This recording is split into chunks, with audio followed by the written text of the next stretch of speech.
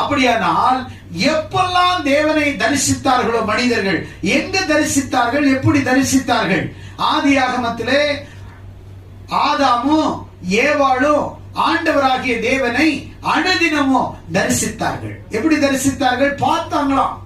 மாலை பகலின் குளிர்ச்சியான வேளையில ஆண்டவராகிய தேவன் அந்த ஏதேன் தோட்டத்துக்குள்ளே வருவார்.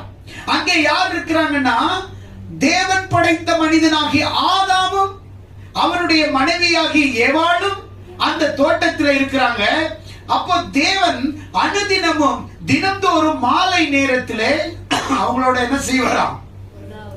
உலாவுவாரு, அவர்களோடு பேசுவாரு, அவங்களோடு ஐக்கியப்படுவாரு, அவர்களோடு இடைப்படுவாரு, அவர்களோடு சம்பாசிப்பாரு.